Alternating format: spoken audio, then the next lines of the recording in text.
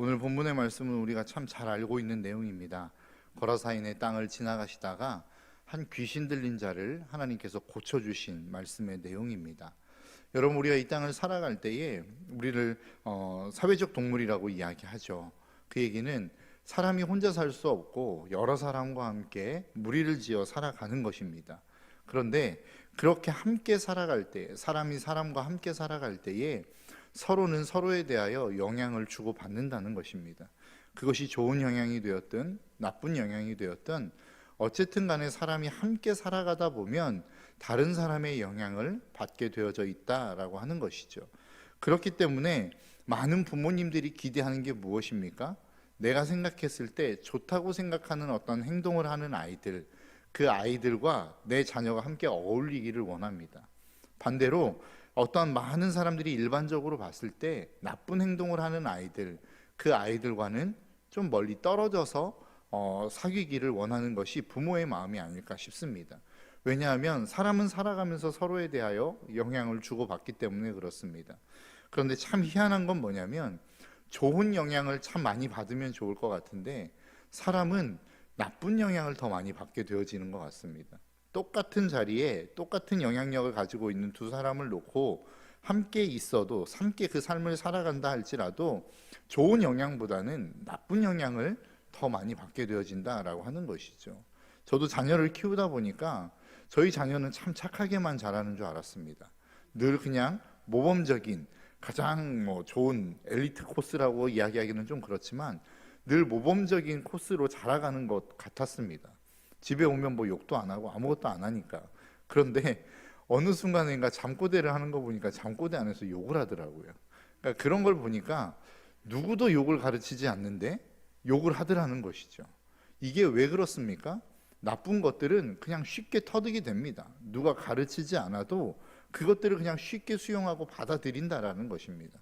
그런데 반면에 좋은 것은 아무리 가르쳐도 몸에 잘 익지 않습니다. 왜 그럴까요? 인간이라고 하는 존재 자체가 죄인이기 때문에 그렇습니다. 성경은 우리에게 그것을 에베소서 2장 3절은 이렇게 이야기합니다.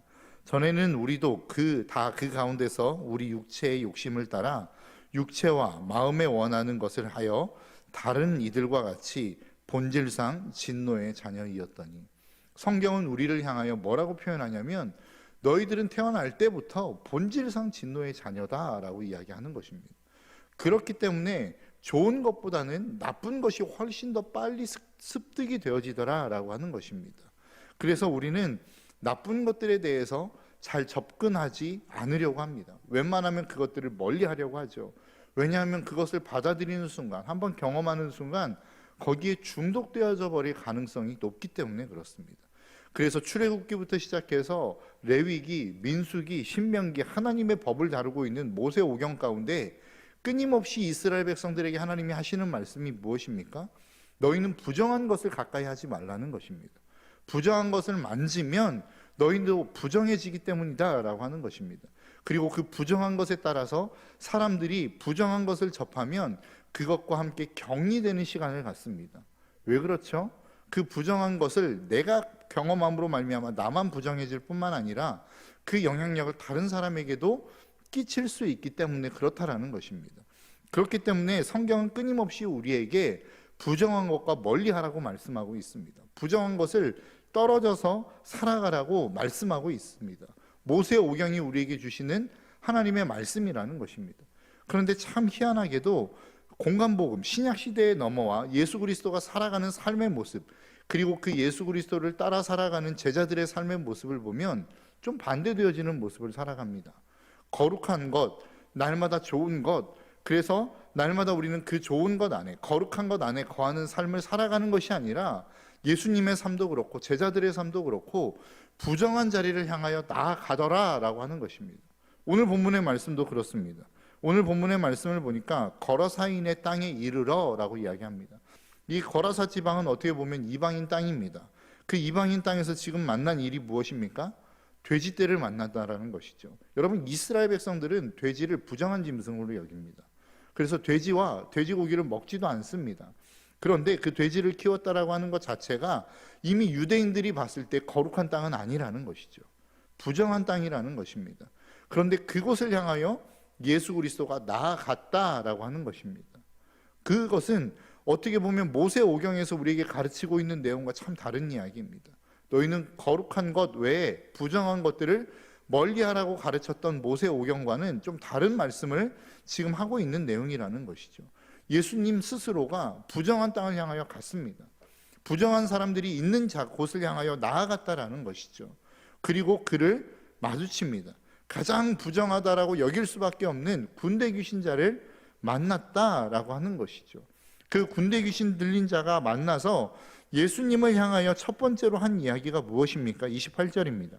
예수를 보고 부르짖으며 그 앞에 엎드려 큰 소리로 불러 이르되 지극히 높으신 하나님의 아들 예수여, 당신이 나와 무슨 상관이 있나이까? 당신께 구하노니 나를 괴롭게 하지 마옵소서. 여러분 참 희한하지 않습니까? 우리는 하나님을 만나면 즐거울 거라고 생각합니다. 기쁨이 넘칠 거라고 생각합니다. 그 하나님의 임재가 있으면 우리의 삶은 회복될 거라고 생각합니다. 그런데 정반대의 사람이 있더라는 것이죠. 정반대의 존재가 있더라는 것입니다. 하나님의 임재 자체가 괴로운 인생이 있습니다. 하나님의 임재 자체를 두려워하는 존재가 있더라라고 하는 것입니다. 여러분은 어떠십니까? 하나님이 우리의 인생 가운데 찾아올 것입니다. 하나님이 우리의 삶 가운데 임재하실 것입니다 라고 이야기할 때 여러분들의 마음은 기쁨이 넘치십니까? 감사가 넘치십니까? 아니면 두려움이 넘치십니까? 걱정이 여러분들의 마음 가운데 드십니까? 지금 오늘 본문에 나오고 있는 거러사인의 지방에 거하고 있는 한 귀신 들린 사람은 예수 그리스도의 임재 자체를 뭐라고 지금 표현하고 있는 것입니까? 괴로움이라고 표현하고 있는 것입니다. 여러분, 예수 그리스도가 임했다 하여, 그 하나님의 임재가 있다 하여, 그 하나님의 영광을 바라본다 하여 모든 사람이 그것을 기뻐하는 것은 아니더라라고 하는 것이죠. 모든 존재가 이것을 다 즐거워하는 것은 아니더라라고 하는 것입니다. 어떠한 존재는 그 하나님의 임재를 괴로워하고 어떠한 존재는 그 하나님의 임재를 두려워하더라라고 하는 것이죠. 오늘 본문 37절의 말씀, 36절부터 볼까요? 36절의 말씀을 보니까 이렇게 이야기합니다. 귀신 들렸던 자가 어떻게 구원받았는지를 본 자들이 그들에게 이름에 거라사인의 땅 모든 백성이 크게 두려워하여 예수께 떠나시기를 구하더라 라고 이야기합니다. 그러니까 참 희한합니다. 예수님이 오셔서 엄청난 능력을 보여주셨어요. 그 땅에 있는 모든 사람은 그 광인을 다 압니다. 그 귀신 들린 사람을 다 알아요. 쇠사슬에 묶어놔도 그 쇠사슬을 끊어버릴 정도의 엄청난 괴력을 가지고 있다는 것도 알고, 그 사람이 제정신으로 살아가는 사람이 아니라는 것도 압니다. 많은 사람들에게 해악을 끼쳤던 사람이라는 것도 알아요. 그런데 그 사람이 정상으로 돌아왔단 말이죠. 그 사람이 제정신을 차렸단 말입니다. 그런데 그것을 두려워하고 그 모습을 보며 예수 그리스도를 떠나가기를 구하는 사람들도 있더라라고 하는 것입니다.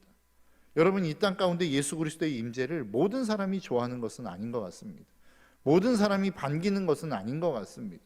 그것은 교회 밖에서도 마찬가지고 교회 안에서도 마찬가지인 것 같습니다. 똑같이 예배를 드리지만 어떠한 사람들은 예수 그리스도의 임재를 별로 기뻐하지 않는 사람들도 분명히 존재하는 것 같아요.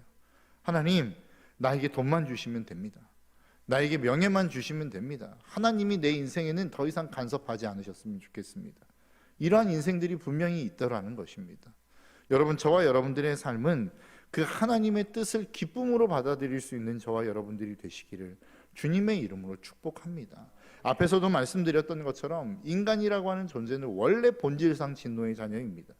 그렇기 때문에 하나님의 뜻을 거부하게 되어 있어요.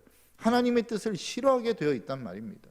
그런데 정말로 그 하나님을 제대로 만나면, 그 하나님을 진짜 경험하게 되어지면 어떤 일이 벌어집니까? 오늘 보면 38절입니다. 귀신 나간 사람이 함께 있기를 구하였으나. 여러분, 참 희한하지 않습니까? 처음에는 앞에서는 뭐라고 이야기해요? 왜 나를 괴롭게 하십니까? 당신이 나에게 임하셔서 왜 나의 인생을 괴롭히십니까? 라고 고백했던 그 똑같은 사람이 예수 그리스도를 제대로 만나고 회복되어지자 뭐라고 이야기합니까? 예수 그리스도가 함께 있기를 간구하더라는 겁니다. 여러분, 우리의 삶이 그렇습니다. 하나님을 제대로 모르고 하나님을 제대로 만나지 않으면 하나님의 간섭이 싫습니다. 하나님의 뜻대로 살아가는 게 싫어요. 그분이 우리의 인생 가운데 자꾸 찾아오셔서 이래라 저래라 말씀하시는 그 자체가 잔소리로 들린단 말이죠. 그런데 그 하나님의 은혜를 제대로 경험하고 나면 어떻습니까? 그 하나님이 나와 함께 하셨으면 좋겠어요. 내 인생 가운데 동행하셨으면 좋겠어요. 아무리 작은 것이라 할지라도 그분이 내 인생 가운데 간섭하셔서 나에게 이래라 저래라 말씀해 주시면 좋겠더라라고 하는 것이죠. 이것이 예수 그리스도를 진정으로 만난 사람들의 삶의 변화라는 것입니다. 여러분들의 인생 가운데도 이러한 놀라운 변화가 있기를 주님의 이름으로 축복합니다. 귀신 들린 사람이 그랬다라는 거예요. 처음에 그 예수 그리스도를 만날 때에 마음에 두려움이 가득했어요. 걱정이 가득했어요. 괴로움이 가득했어요. 그러나 그 예수 그리스도를 통하여 회복을 경험하게 되어지자 어떤 변화가 일어납니까? 주님 나와 좀 함께 계셔 주십시오. 나와 함께 있어 주십시오. 나는 주님 떠나면, 주님이 나를 떠나면 내 인생은 끝입니다 라고 이야기해요. 이것을 우리의 오늘날의 말로, 우리말로 적용해 볼까요? 처음에는 예수 그리스도를 제대로 만나지 못하면 예배의 자리가 괴롭습니다. 여러분, 예배의 자리만큼 괴로운 자리가 없습니다. 나는 아무것도 안 해요. 물론 찬양은 하죠. 찬송은 합니다. 사도신경도 고백하고 기도하라고 하면 기도도 합니다. 그런데 30분, 1시간 이렇게 내가 아무것도 안 하고 그 자리에 앉아서 무엇인가를 듣고 이끌어가는 대로 내가 그 자리에 앉아서 그 예식을 진행하고 있다는 것 자체가 여러분 괴로움 아닙니까? 여러분 불교로 한번 가보실까요? 여러분 불교의 그 절당, 법당이라고 이야기할까요? 하나요? 거기에 가서 여러분 한번 앉아 계셔 보셨습니까?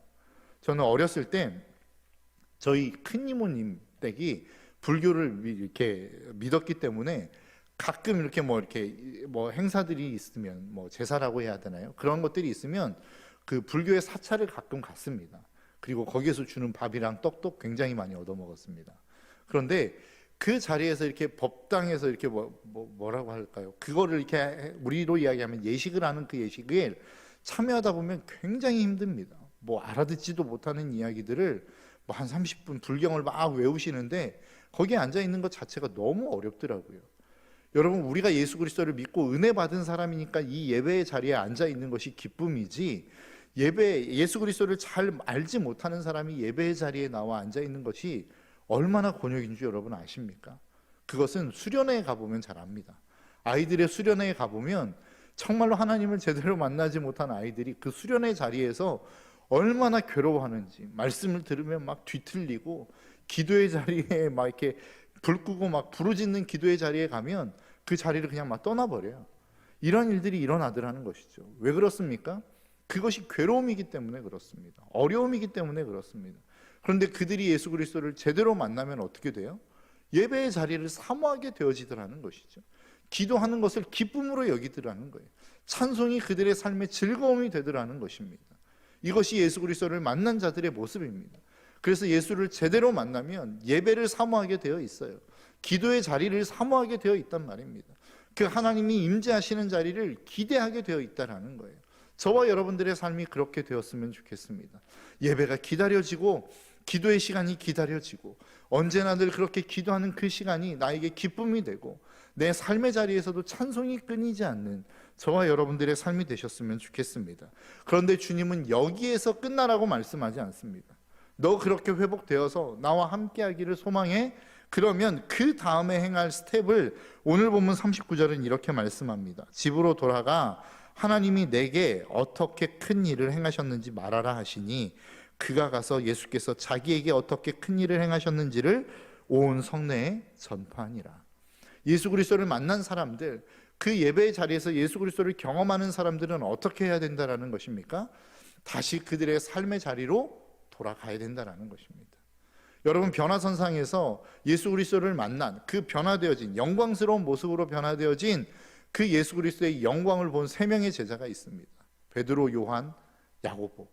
그런데 베드로가 그 변화선상에서 뭐라고 고백합니까? 주님, 여기가 너무 좋습니다.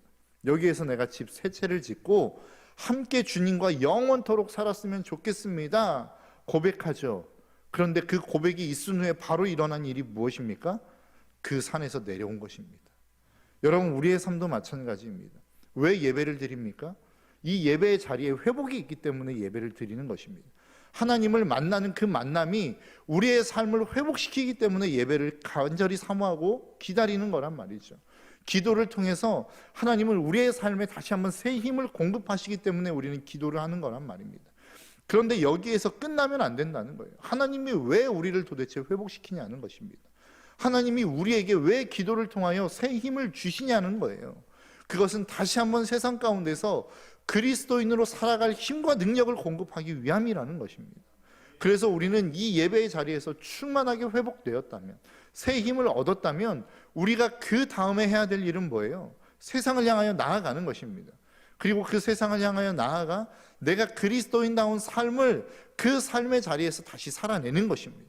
그게 믿음의 사람으로서의 삶을 살아가는 삶의 모습이라는 것이죠. 그런데 이게 안 되는 사람은 어떻게 돼요? 끊임없는 악순환이 반복되는 것입니다. 예배의 자리에 나왔는데 그 하나님의 믿음의 자리에서, 예배의 자리에서 하나님을 못 만나고 돌아가는 거예요. 은혜를 받지 못하고 돌아가는 것입니다. 그러니까 세상으로 돌아갔을 때에도 어떻게 되는 거예요?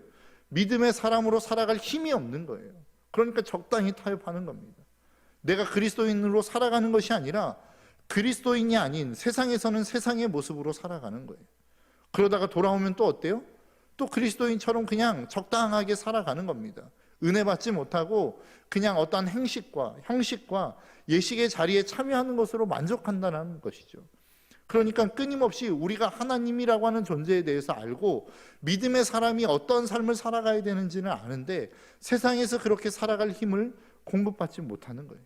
그러니까 교회에서는 교인으로서의 삶을 잘 감당하고 세상에서는 또 세상에서의 삶대로 그들에게 맞춰서 적당하게 타협하는 삶을 잘 살아가더라는 것이죠.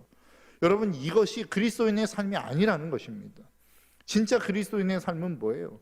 광인과 같은 삶, 아무도 거들떠보지 못하는 삶, 아무도 관심 갖지 않는 삶, 아무도 그 인생에게 희망도 걸 수 없는 그 삶이 하나님으로 말미암아 변화되어지는 거란 말입니다. 예배의 자리에서 회복되는 거란 말이에요. 여러분들이 여러분 자신을 바라볼 때 여러분들을 무엇이라고 바라보십니까? 여러분 스스로를 어떻게 평가하십니까? 나는 쓸모없어. 내가 할 수 있는 것은 아무것도 없어. 뭐 이런 생각이 드십니까? 하나님은 그런 자들을 들어 회복시키시는 게 예배의 자리란 말입니다. 거래사인 그 광인을 만났던 그 자리가 오늘날로 이야기하면 예배의 자리란 말입니다. 나 쓸모없어. 아무것도 아니야. 나는 이 정도밖에 안 돼. 그래서 내가 이렇게 해서 하나님의 자녀로 살아갈 수 있겠어? 철저한 무너짐 속에서 내가 하나님 앞에 나올 때 예배는 이 삶을 다시 회복시키는 거란 말입니다. 그래, 하나님이 함께 하시면 할 수 있지. 그래, 하나님의 능력이면 가능한 거야. 하나님이 나와 함께 하시면, 나는 안 되지만 하나님이 나와 동행하시면 나는 이 일들을 감당할 수 있어. 이 회복의 자리가 예배의 자리란 말입니다. 그리고 이렇게 회복이 되었으면 다시 삶의 자리로 돌아가 하나님이 나에게 그 삶을 살아내라고 하는 그 모습 그대로 다시 그 세상을 사는 거란 말이에요. 이게 그리스도인의 삶의 모습이란 말입니다. 교회에서는 교인처럼, 세상에서는 세상의 사람처럼 살아가는 게 그리스도인이 아니고, 진짜 그리스도인은 내가 정말로 연약함을 이 예배의 자리에서 고백하고 내 부족함과 할 수 없음을 이 예배의 자리에서 고백함으로 말미암아 하나님의 능력을 부음받고 세상에서는 그 능력으로 살아가는 삶, 이게 그리스도인의 삶이란 말이죠. 저와 여러분들의 삶이 그러한 삶이 되셨으면 좋겠습니다. 여러분, 우리는 죽었다 깨어나도 세상에서 믿음의 능력으로 살아낼 수 있는 힘이 나에게는 없어요. 그래서 예배의 자리에서 그 힘을 공급받는 것입니다. 그리고 세상에 나아가서는 하나님이 함께 하시는 그 능력으로 다시 한번 믿음으로 이 땅을 살아내는 것이 우리의 삶의 모습이란 말이죠. 여러분, 저와 여러분들의 삶이 그러한 삶이 되셨으면 좋겠습니다. 그래서 오늘 본문이 아닌 이 본문의 내용을 고린도후서 5장 4절은 이렇게 표현합니다. 참으로 이 장막에 있는 우리가 짐진 것 같이 탄식하는 것은 벗고자 함이 아니요 오히려 덧입고자 함이니 죽을 것의 생명에 삼킨 바 되게 하려 함이라. 여러분, 한번 기억해 보십시오. 우리가 앞에서도 이야기했던 것처럼 우리가 거룩하지 못하는 것을 자꾸만 거부하는 이유는 뭐예요? 내가 거기에 대해서 오염될까 봐, 물들어 버릴까 봐 우리는 자꾸 그것을 거부하는 거란 말이죠. 그런데 예수님이 이 땅 가운데 오셔서 그 예수님은 거룩하지 못한 자리, 정말로 정결하지 못한 자리를 향하여 주님이 직접 찾아가셨어요. 제자들도 그렇게 그 자리를 찾아갔단 말이죠. 왜 그렇습니까? 그분에게는 생명이 있기 때문에 그래요. 그래서 그 생명이 죽을 것을 삼켜버리는 인생을 예수님은 살았기 때문에 너무나도 당당하게 그 죽음의 자리를 걸어갔다라는 겁니다. 부정한 자리를 걸어갔다라는 거예요. 그것을 반대로 이야기해 볼까요? 내가 자꾸만 부정한 그것을 두려워하는 이유는 뭐예요? 내 안에 생명이 없기 때문에 그렇습니다.